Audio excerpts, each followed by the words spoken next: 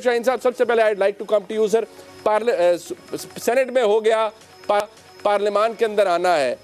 इसके अंदर क्योंकि आप भी बखूबी जानते हैं कि अगर आप आर्टिकल 62 का मुआयना करें, उसके अंदर कहीं टर्म नहीं लिखी, ड्यूरेशन नहीं लिखी कि लाइफ टाइम है। हाँ, समीउल्लाह बलोच का केस ज़रूर है जिसके अंदर जो बंदियाल साहब ने ऑथर किया था, जिसमें उन्होंने लाइफ टाइम का लिखा कि अगर 62(1)(f) के तहत नाअहली होती है तो फॉर लाइफ होगी। लेकिन आपको लगता है कि ये सुप्रीम कोर्ट के अंदर ये अमेंडमेंट भी चैलेंज होगी? बाकी दो मामलात तो पड़े हैं ऑलरेडी सुप्रीम कोर्ट में। देखिए मुनीब, एक बड़ी इंपॉर्टेंट बात है, आपने बड़ी ठीक बात की। सबसे बड़ा इंपॉर्टेंट एस्पेक्ट इसमें यह है कि ये आइन में तो नहीं लिखा हुआ आर्टिकल 62(1)(f) में कि ये 5 साल होगी या ताहयात नाअहली होगी, लेकिन इसके अंदर जो सबसे इम्पॉर्टेंट एस्पेक्ट है, आपको मेरी आवाज़ आ रही है मुनीब साहब? जी बिल्कुल आ रही है। जी बिल्कुल मुनीब साहब, मेरी आवाज़ आ रही है आप? जी जी बिल्कुल आ रही है। इसके अंदर आइन में तो नहीं लिखा हुआ, जी आइन में नहीं लिखा हुआ कि ये 5 साल है, 10 साल है या ताहयात है, लेकिन आइन की तशरीह करते वक्त सुप्रीम कोर्ट ने आर्टिकल 62(1)(f) के तहत जो नाअहली है उसको ताहयात डिक्लेयर कर दिया है। अब अगर आइन के में तरमीम नहीं होती, एक सिंपल लेजिस्लेशन के ज़रिए आप सुप्रीम कोर्ट की जजमेंट को नलीफाई करते हुए आप ये तय कर देते हैं इलेक्शन एक्ट 2017 में अमेंडमेंट करके कि ये 5 साल तस्वर होगी, तो मेरी ज़ाती राय ये है कि ये मुमकिन नहीं है, क्योंकि आइन की तशरीह करते हुए सुप्रीम कोर्ट ने जो जजमेंट दी है तो उसमें आपको 2/3 मेजॉरिटी के साथ आइन में ही तरमीम करनी पड़ेगी, जो उसमें टाइम बाउंड करना पड़ेगा, वो दैट वुड बी 5 years, क्योंकि एक इसमें ये लीगल लकूना है, लीगल डिफेक्ट है, अनलेस कि सुप्रीम कोर्ट में ये मैटर जाए और सुप्रीम कोर्ट इसको ऑथेंटिकेट कर दे कि नहीं, क्योंकि आइन में ये 5 साल नहीं लिखा हुआ, लिहाजा हमने आइन की तशरीह on the face of it इस वक्त तक की जो पोजीशन थी वो कर दी है।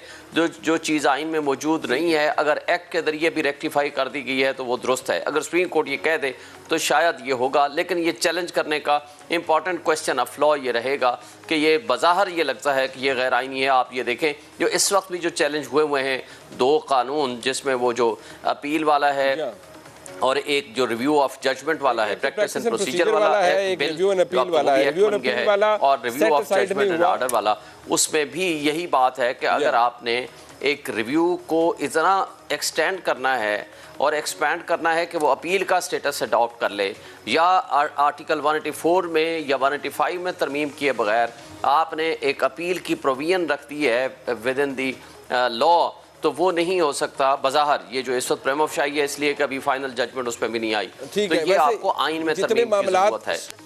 सुप्रीम कोर्ट में जा चुके हैं ऑलरेडी, ये भी बड़ा मुश्किल होगा, क्योंकि जब मामला रिव्यू एंड अपील का यानी दूसरे कानून का गया तो सुप्रीम कोर्ट से जब इस्तदा की गई कि इसको फौरी तौर पर मुअत्तल किया जाए तो वो नहीं हुआ, उसकी एप्लीकेशन मुअत्तल नहीं हुई, सुप्रीम कोर्ट ने उसे मुअत्तल नहीं किया।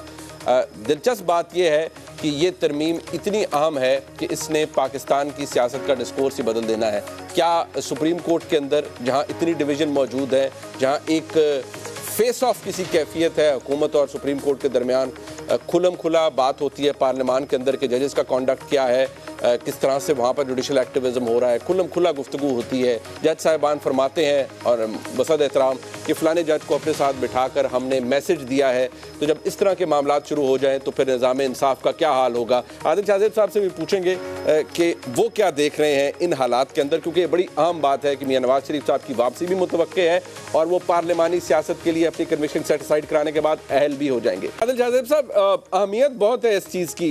ये एक ऐसी तरमीम है जो कि शायद किसी ने सोचा भी नहीं था कि ये भी हो सकता है, क्योंकि पिछले दिनों बहस यही हो रही थी कि रिव्यू फाइल किया जाएगा। मियां नवाज शरीफ साहब रिव्यू एग्जॉस्ट कर चुके हैं, तरीन साहब कर चुके हैं, शायद समीउल्लाह बलोच के केस को रिव्यू किया जाएगा और फिर शायद वहाँ से कोई डिविडेंड ऐसा हो जो मियां नवाज शरीफ साहब के लिए फ़ायदेमंद हो। लेकिन इस तरमीम के ज़रिए यकीनी तौर पर एक बहुत बड़ा रिलीफ है मियां नवाज शरीफ साहब के लिए, और केसेस की नौइयत जो है वो तो आप भी जानते हैं कि अगर हाई कोर्ट की स्टेज पर आएंगे और जाहिर बात है जब वहाँ पर बैलेट देखा जाएगा तो सेटिसाइड भी हो सकते हैं।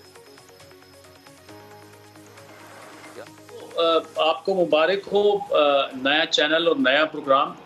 Good to be, always good to be on your show. मेरे ख्याल में एक रियलिटी जो है वो हमें देखनी पड़ेगी, और ये मैं आपके गुज़श्ता चैनल के शो पे भी, आपके शो पे शरीक अपनी ये नुक्ता नज़र मैं बयान कर चुका हूँ कि 90 onwards PMLN under the leadership of Nawaz Sharif, यानी अगर नवाज शरीफ कैंपेन को लीड करते हैं, PMLN पंजाब हारी नहीं है। यानी इवन 2008 का वक्त उठा के देख लें, जब 2008 में बीबी की शहादत हुई थी तो लग रहा ये था कि कराची से खैबर तक पीपल्स पार्टी स्वीप कर जाएगी, उसमें भी PMLN वो जीती है। 2013 में आप देख लें, फिर 2018 में RTS के इंतखाबात में भी इंजीनियर्ड इलेक्शंस में भी PMLN जो है वो एक लार्जेस्ट पार्टी के तौर पर सामने आई।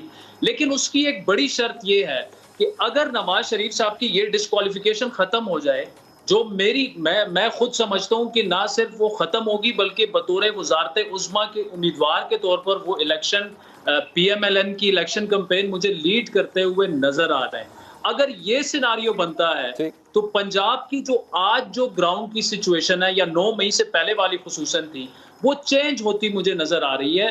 और इसके बगैर जो है बड़ा मुश्किल होगा PMLN के लिए, अगर नवाज शरीफ साहब कैंपेन में नहीं है, इलेक्शन में नहीं है और पंजाब का वोटर ये देखे कि वजीर आजम तो इस दफा वो फिर भी नहीं बन सकते, फिर PMLN को बड़ा प्रॉब्लम होगी, इशू उनको होगा। लेकिन मैं जाती तौर पर यह समझता हूं, चाहे उसे आप खबर समझ लें, एनालिसिस समझ लें, जो भी समझ लें, कि उनकी डिस्क्वालिफिकेशन जो है वो मुझे ताहयात रहती नजर नहीं आ रही। वो इलेक्शंस में भी जाएंगे और मेरे ख्याल में वो वजारत उज़्मा के स्ट्रॉन्ग कंटेंडर हैं। जिन लोगों का ये ख्याल है कि शायद तहरीक इंसाफ जो है ये बहुत बड़ी बात आपने की है। It makes a lot of sense Adil, ये जो आप कह रहे हैं, ये इसलिए क्योंकि देखिए मियां नवाज शरीफ साहब की तो अपनी वो कन्विक्शन के बाद भी अगर आप देखें तो वो अपना 5 साल का अरसा तो गुजार चुके हैं। कन्विक्शन 2018 में हुई, अब 5 साल तो तकरीबन गुजरने वाले हैं, अगर नहीं गुजर गए तो गुजर जाएंगे इन दिनों में। तो मियां नवाज शरीफ साहब की तो कन्विक्शन ऑलमोस्ट वो अगर 5 साल को भी रखा जाता है तो वो बाय द टाइम इलेक्शंस होंगे तो मियां साहब उस वक्त तक एलिजिबल हो जाएंगे वजीर आजम बनने के लिए, अगर वो इलेक्शन जीतते हैं। हाँ मुनीब, देखिए चंद माह पहले मैंने आपके ही शो पे कहा था कि मैं चेयरमैन तहरीक इंसाफ को आइंदा कभी भी वजीर आजम बनते हुए नहीं देख रहा, at least for the next 5 years. ये 9 मई से बहुत पहले की बात है, 2-3 महीने पहले की बात है, क्योंकि हमें नजर आ रहा था जिस रास्ते पे वो चल रहे हैं, जो सियासी स्ट्रेटेजी उन्होंने अपना रखी थी, वो पाकिस्तान में चलती नहीं है। वो उस पर चलकर पाकिस्तान में इक़्तिदार में आ नहीं सकते। तो अभी आपके सामने है कि क्या आपको लगता है कि तहरीक इंसाफ जो है वो 2018 की तरह की कारकर्दगी वो दिखा पाएगी, या जिस तरह इदारों ने उस वक्त उनको सपोर्ट किया था अभी भी इदारे उन्हें सपोर्ट करेंगे? एब्सोल्युटली नॉट, ये हमें नजर नहीं आ रहा। तो इसी तरह मुझे इस दफा ये नजर आ रहा है कि नवाज शरीफ साहब जो हैं